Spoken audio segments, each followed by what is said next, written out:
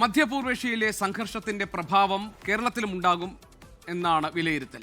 ആഗോളതലത്തിൽ തന്നെ വരാൻ പോകുന്നത് വിലക്കയറ്റത്തിന്റെ കാലമാണെന്ന മുന്നറിയിപ്പുകൾ വിദഗ്ധർ നൽകിക്കഴിഞ്ഞു. ഊർജ്ജ പ്രതിസന്ധിയും വിലക്കയറ്റവും തൊഴിൽ നഷ്ടവുമൊക്കെ സംഘർഷ ബാക്കിയായി കേരളം അനുഭവിക്കേണ്ടി വരും. ഭൂമിശാസ്ത്രപരമായ അതിരുകൾ ഉണ്ടെങ്കിലും സാമ്പത്തികമായി ലോകം ഇന്ന് ഒരു കുടക്കീഴിലാണ്.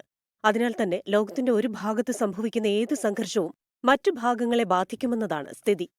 സംഘർഷം നടക്കുന്ന മേഖലയിൽ പ്രവാസികളേറെയുള്ള കേരളത്തെയാണ് ഇന്ത്യൻ സംസ്ഥാനങ്ങളിൽ ഏറ്റവുമധികം സംഘർഷം ബാധിക്കുകയെന്നതാണ് വിലയിരുത്തൽ. സംസ്ഥാനത്തു നിന്നുള്ള മത്സ്യവിഭവങ്ങളുടെയും പച്ചക്കറികളുടെയും പഴവർഗ്ഗങ്ങളുടെയും കയറ്റുമതിക്ക് തിരിച്ചടിയുണ്ടാകും. കൊച്ചി രാജ്യാന്തര വിമാനത്താവളത്തിൽ നിന്നുള്ള കാർഗോ നീക്കങ്ങൾ പകുതിയായി ചുരുങ്ങിക്കഴിഞ്ഞു.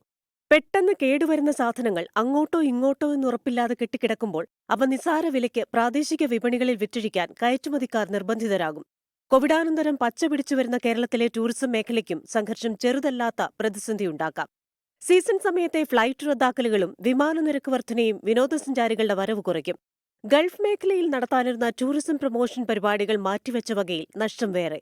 പശ്ചിമേഷ്യയിൽ നിന്നാണ് കേരളത്തിലെ 20% വിനോദസഞ്ചാരികളും വരുന്നത്. സംസ്ഥാനത്തെ ആയുർവേദ വെൽനസ് മേഖലയിലേക്ക് എല്ലാ വർഷവും 6000-ഓളം അറബ് സഞ്ചാരികളെത്തുന്നെന്നാണ് കണക്ക്. പ്രീമിയം ടൂറിസം മേഖലയ്ക്കാണ് വലിയ തിരിച്ചടിയാകുന്നത്. വിവിധ രാജ്യങ്ങളിൽ ജോലിയെടുക്കുന്ന മലയാളികളുടെയും വിദ്യാർത്ഥികളുടെയും കുടുംബങ്ങൾ ആശങ്കയിലാണ്. പ്രിയപ്പെട്ടവരുടെ സുരക്ഷയെ കരുതിയുള്ള മാനസിക സമ്മർദ്ദവും സംഘർഷത്തിന്റെ പ്രത്യാഘാതങ്ങളിൽപ്പെടുന്നു. തൊഴിൽ നഷ്ടപ്പെട്ടേക്കാമെന്ന ഭീതിയും കറൻസി മൂല്യം കുറയുന്നതും സാമ്പത്തിക അസ്ഥിരതയിലേക്ക് നയിച്ചേക്കാം. പ്രവാസിപ്പണത്തെ ഏറെ ആശ്രയിക്കുന്ന കേരളത്തിൽ പണം വരവ് കുറയുന്നതോടെ നിക്ഷേപങ്ങളിലും കുറവുണ്ടാകുമെന്നാണ് കണക്കുകൂട്ടൽ. ഓഹരി വിപണികളിലുണ്ടാകുന്ന നഷ്ടം നിക്ഷേപകരുടെ കീശ കീറാനിടയാക്കും.